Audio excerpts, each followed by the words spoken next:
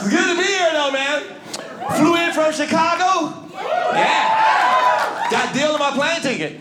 Chicago, round trip, $192. Yeah.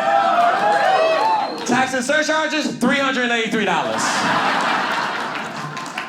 Airlines rip you off. They're the biggest scam ever. They don't even try to hide it. They show you how they ripping you off. That's infuriating. Because you can't call and complain like, hey, we just want you to know before you fly, we're going to rip you off.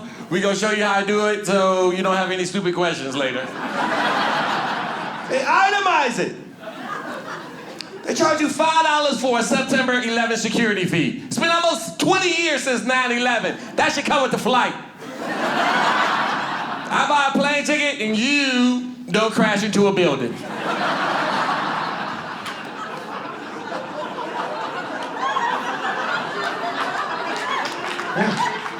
They're like, nope, that costs $5 extra.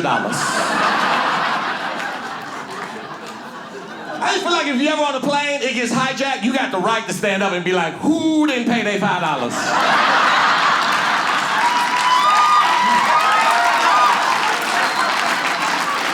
You about to crash into a building, you skipping on $5? You're a monster. And there was turbulence on top of that. 2 hours of turbulence. They didn't even let the flight attendants up. Everybody's flipping out. Not me. I don't want to die at all. But if I did die, I'd much rather die in a plane crash than an automobile accident. Because if you die in an automobile accident, it's instantaneous. You die in a plane crash, you at least got 20 minutes to try to tie up some loose ends.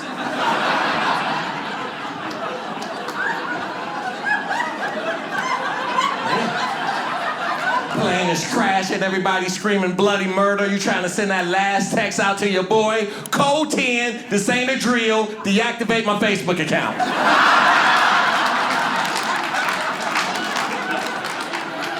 Shut down my email, grab my laptop, delete my cookies. I have no idea what cookies are, but I know they're important to keeping secrets on computers. Don't throw that in the oven, dog. This plane's shaky.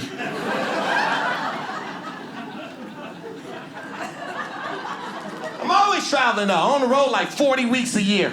Starting to fly more, because I'm getting funnier. Driving too. You ever drive so much and so long you get so bored, just want to crash into a tree? Not enough to hurt yourself, but just enough where somebody had to come over and talk to you. Oh my, are you all right? You're like, hey, what's your name? What's your name, boo?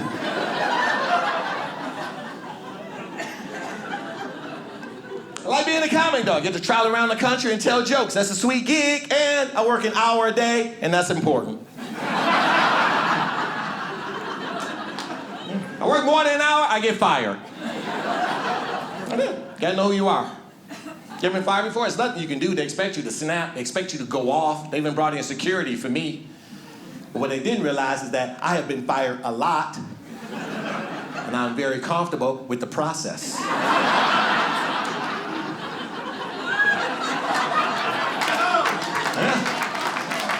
Mr. Bozer, you're a huge disappointment. No, I'm not. You just gotta learn how to lower your expectations. Stop doing stupid things like relying on me and holding me accountable for my actions. I can't work like that. Security was high-fiving me, that's awesome. Deuces. People ask me all the time, oh man, if you wasn't a comic, what would you be? Probably a criminal. I'll be a good one though, because I'm really smart, as most of you can tell by now. I don't think they can catch me. I'm too smart. Even if they did catch me, I wouldn't care, because I'm pleading insanity, because that's the way to go. People go, man, to plead insanity, you gotta have a heck of a lawyer. Not me, I'm representing myself. Because what screams more crazy than interrogating your own self on the witness stand? Just be like, now me, where was I at on the night of Sunday, December 23rd? Well, I was with you, exactly.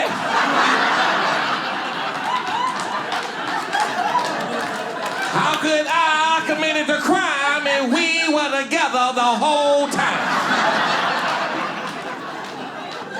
so crazy. Lock him up. So yeah, that's what I do. From Chicago, I actually moved to the suburbs of Chicago. As soon as I moved to the suburbs, I bought a North Face coat to let white people know I was safe.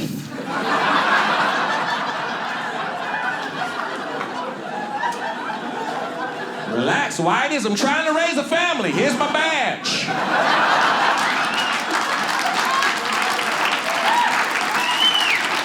Every black person should invest in a North Face coat. It's a game changer. Police pull you over, they let you go. He's got a North Face coat. Put that gun away, Johnson. Get home safely, sir. Thanks, officer. Here's a Pepsi. All of you, I'm not supposed to get that joke. But a couple of you, I got it. I feel you. Suburban life is great, man. It's one of those really white suburbs. I love it. Thought I wasn't, but I love it. Because I'm the only black person on my block, which means I'm the most important person on my block. Because I single-handedly control the value of all the homes on my block. Don't you dare act like you don't get that joke. I know you get it, right? Not us. We don't. No, not us. Love that power. Throw it in my neighbor's face all the time. See him at Starbucks, I'm like, you better buy my coffee or else I'm gonna have a cookout. Watch the value of your house drop 10 G's. Get to it, Chip. You know what I like.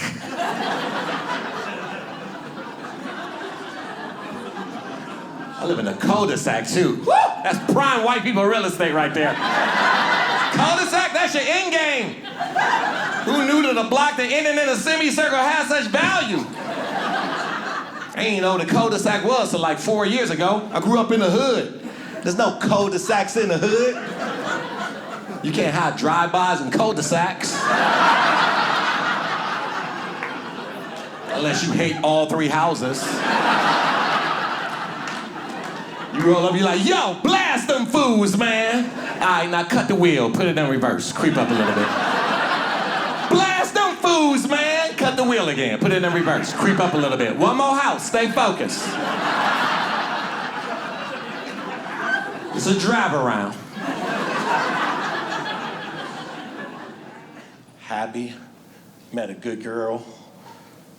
I'm lucky, man. My baby mama is great. Great. You know how I know she's a keeper? She bought me a mini refrigerator for my bedroom. That's an amazing gift. That's a great gift. A mini refrigerator? I never left the bedroom. It was too good of a gift. She would get mad. Why don't you ever leave the bedroom? Because this is no longer a bedroom. This is a studio apartment. I'm a microwave away from renting this out for $1,500. Because this is what I learned. All men need a man cave. That's what we need. We need a place where we can get away in our own house, get drunk in silence while she's upstairs planning a murder. You wouldn't think women are trying to kill you till you see what they watch on TV. It's very disturbing. Oh, babe, what are you watching? Oh, just snapped on Oxygen. They laugh like old pimps from the 70s. And afterwards, it's a Forensic Files marathon. I'm going to kill you. Okay. Well, I'll just get drunk while you plot my demise. I pull for married people. Divorce rate is way too high. Way too high. I think the problem is wedding vows. Wedding vows was written in the year 1549. Like, I did research on marriage. Like, now people get married for love, but that's not how marriage used to be. Back in the day, families used to get married. Entire families would get married because it used to be business deals. They used to make themselves more powerful that way.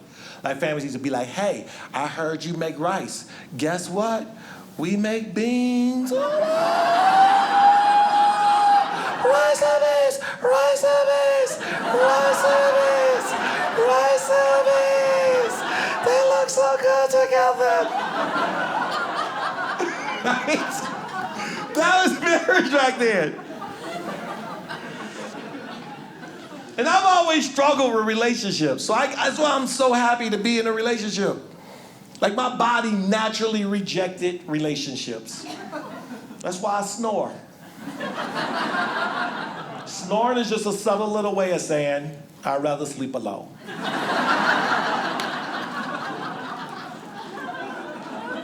I've never heard myself snore, but I'm pretty sure it sounds like this. Why are you still here?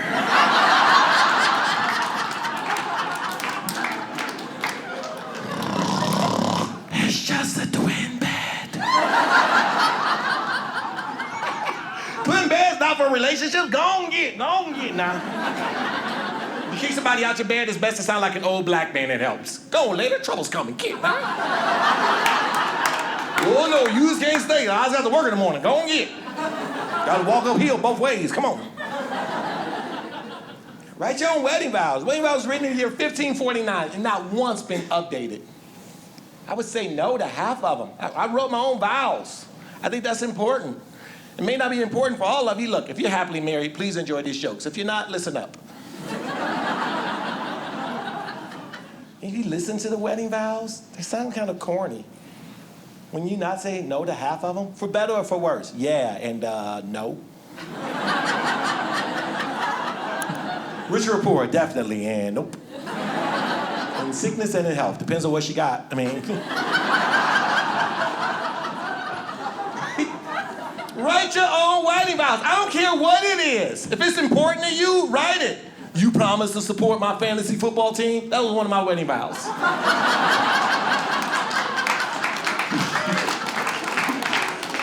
Women, support your man's fantasy football team and watch your relationship soar. It's important to men. The women don't do that. I don't get it. I don't get why you do fantasy football. You don't have to get it. Just support us. It's a lot of things you do I don't get, but I still support. Like I don't get why you say you're not hungry, but then when I order something, you eat everything on my plate.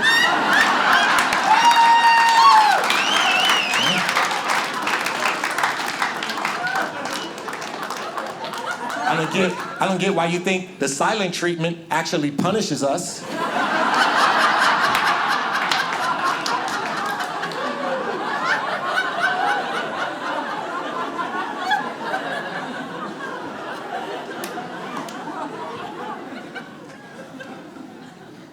I'm outdoing myself in this relationship, I'm gonna be honest.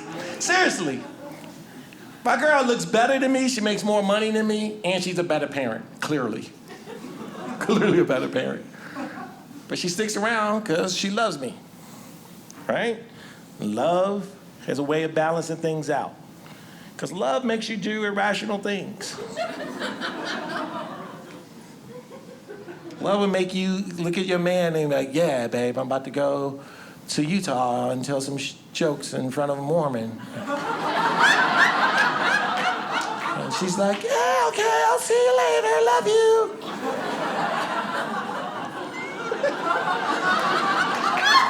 That's true. Everybody else would be like, wait, what? Where are you going? Okay, don't say this joke, don't say this joke, don't say this joke, don't say this joke, don't say that joke, don't say that joke. Definitely stay away from thoughts and ideas. Don't say that joke, don't say that joke.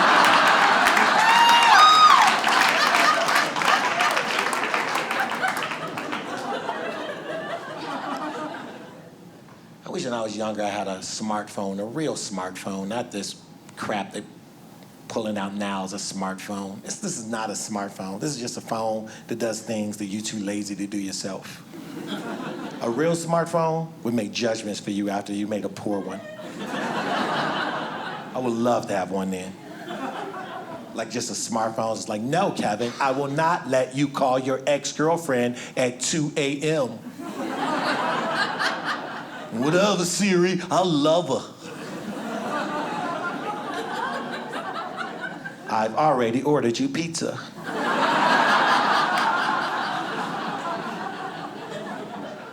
That's a good call, Siri. You a smartphone, Siri.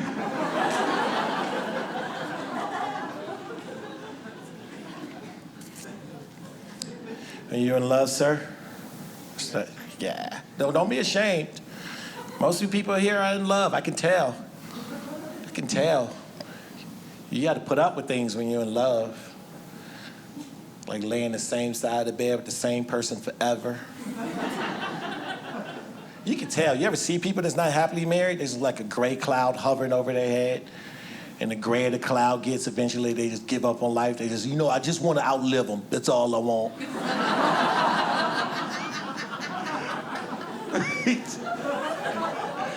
You gotta find balance, man. I don't believe in being completely honest and truthful. No, that's not good for relationships. If I was being honest and truthful, I would have to show up on date 1 in an open-toe sandal to show up how jacked my feet are. I'm never gonna do that. My feet are beyond jacked. My feet are what they call game changers. I treat my feet like I treat my farts. You don't see them till 6 months into a relationship. It's gotta be some sort of commitment before you see these things. I think I love you. Well, let me show you something. Why are you showering with your socks on? Because I care for you, girl. You are not emotionally ready to deal with this. You're afraid to love. You gotta be crazy to love someone. Seriously, to love another human being, you gotta be a sociopath. There's nothing crazier than to love another human being. You don't believe me? Just listen to how people in love talk. It sounds crazy. I'll give you my heart, my mind, and my soul. Whoa, slow down, greedy. You get one of the 3. I would argue that love is more psychotic than the word psychotic. Like if you look on a crazy chart, be like insanity, psychotic, love. Like love make you slash tires and burn down people's houses. Exhibit that.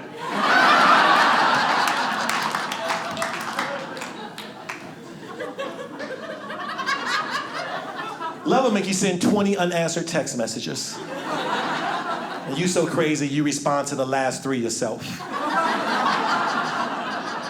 You ever did something that nutty, send a text, you're probably not responding because your battery died on your phone.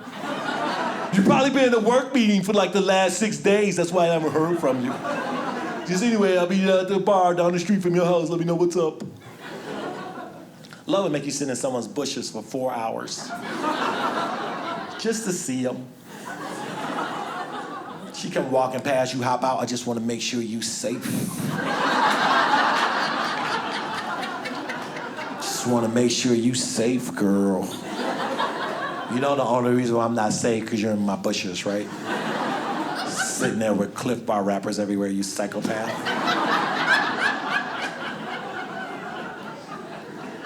Well, you know how I feel about real sugar. I like the agave.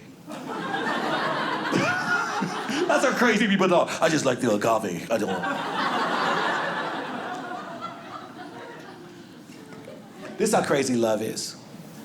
Love is the only thing in life where it's not enough to just show a person that you love them. You understand what I'm saying? It's not enough to just show a person how you feel from day to day. Even if you do math, you have to show your work. But that's not good enough for love. You always have to constantly tell that person that you love them. Have a good day, love you. Mwah. Miss you so much, love you. Mwah. If you don't say you love them, you got real problems. Why don't you ever say you love me? Because we live together, I just kind of thought that was implied. I'm sitting here watching episodes of The Bachelorette eating gluten-free pasta, you raging lunatic. How do you not know that I love you? You think I did stuff like that when I was single? Really? Is that how you thought I lived my life? Bozeman, what you up to tonight? Oh man, just chilling, watching The Bachelor, gnawing on raw quinoa. You know how I get down on Saturday night and get cray. You don't do that with anything else in life. Where you have to confirm what you're already doing? Nothing. It can be the simplest stuff. Hey man, you want to go play some football? Yeah, I go play some football. Just as long as some point when we playing football, you stop and tell me that we playing football.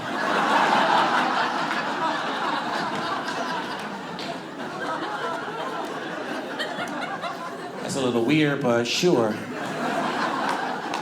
Hey man, that was a great catch. Thanks. You know why that was a great catch? Because we playing football.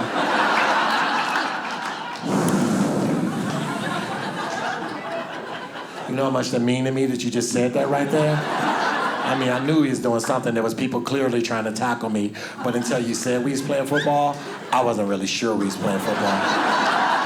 But now that I know we playing football, you better believe I'm gonna be playing football with you every day. I'm gonna always be open for your passes.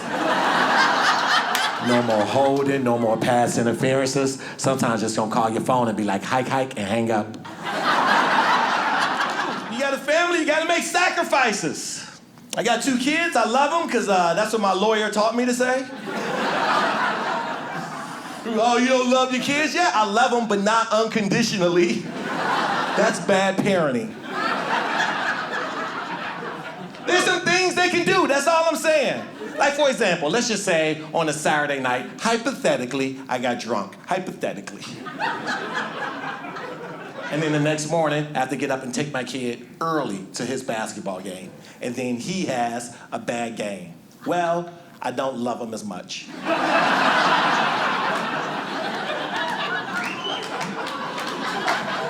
That's all I'm saying. Like, what is wrong with you? I'm nursing a hangover and you missing free throws?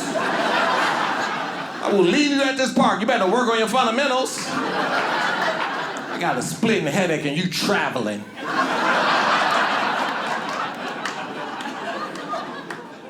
Two boys I got.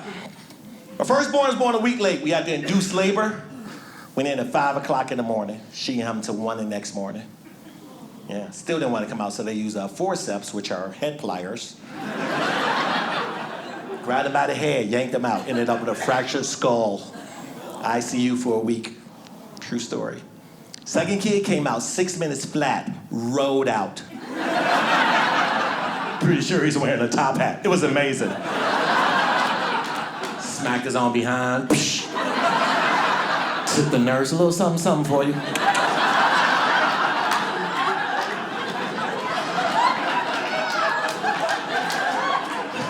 I was like, well, we have our favorite.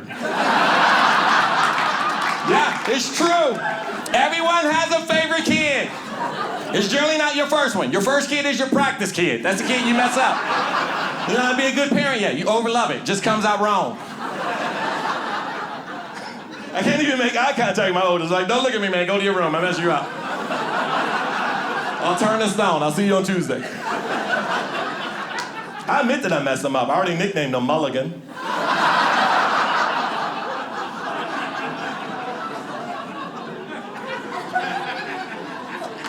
If you mess up your second kid, you're an awful parent. Stop producing. It's not your thing. This third kid gonna come out right. That's how all bad parents laugh. My kids got all C's. It's time for a bumper sticker.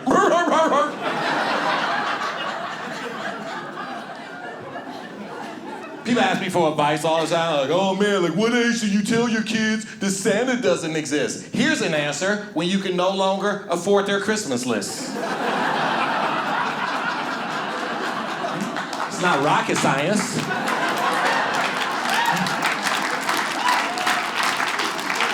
One year my son gave me his Christmas list, I was like, yeah man, he ain't real, I'm sorry. This is a ridiculous list. What is wrong with you? We can go halvesies. Daddy could put something on it.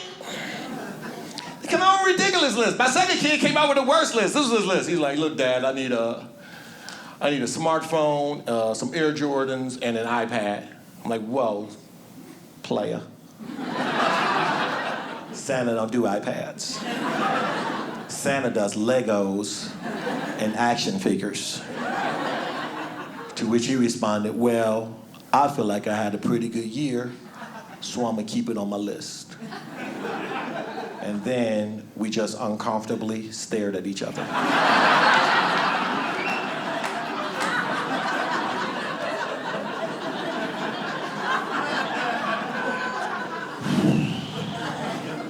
And finally I was like, well, I'm Santa Claus.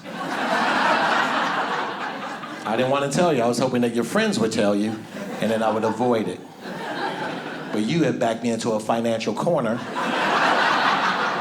with your $3,000 Christmas list. Now redo your list and keep it under $150.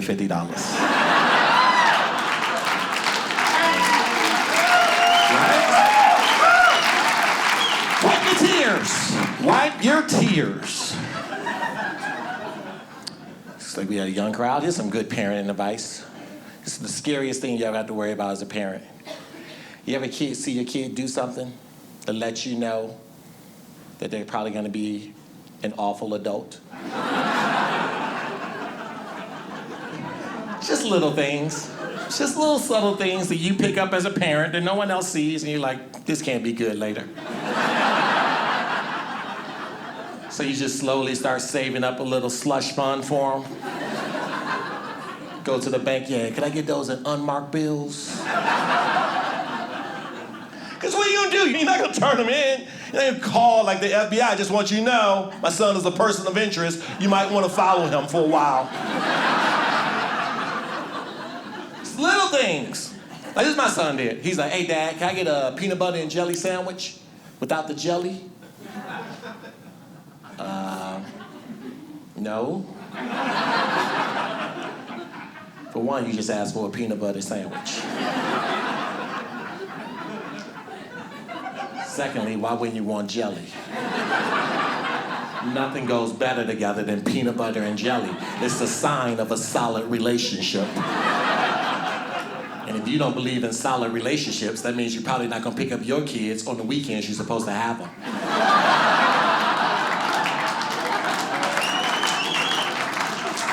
It's the little things. It's the little things. The kids got it too easy, that's the problem.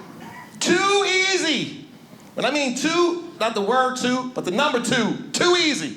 Because they got that two-parent love. Two-parent love is overrated. I'm sorry to say that. It is. I know it's great to have both parents, but not when you're trying to raise an athlete.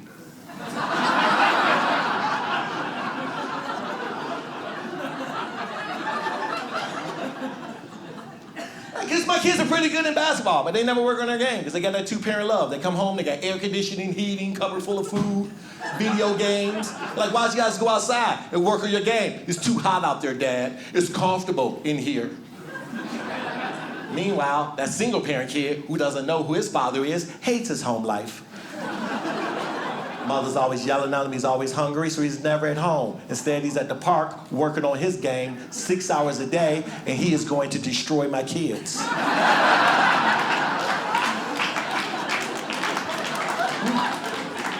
This is why I grabbed my kids and told them, this is why I'm leaving your mom.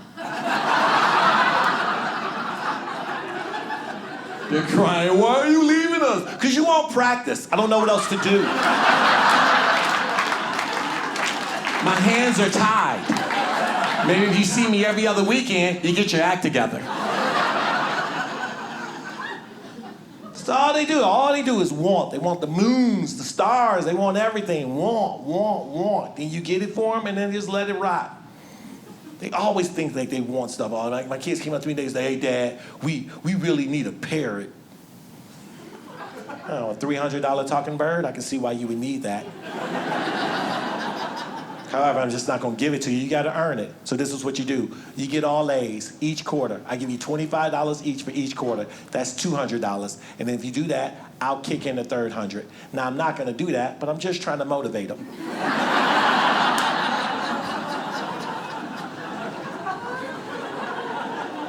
It's a non-issue. They didn't get all A's, but they tried.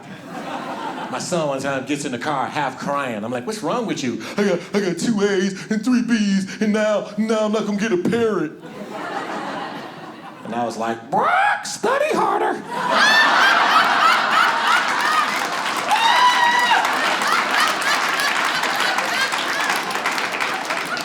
It's tough love in the Bozeman household, baby.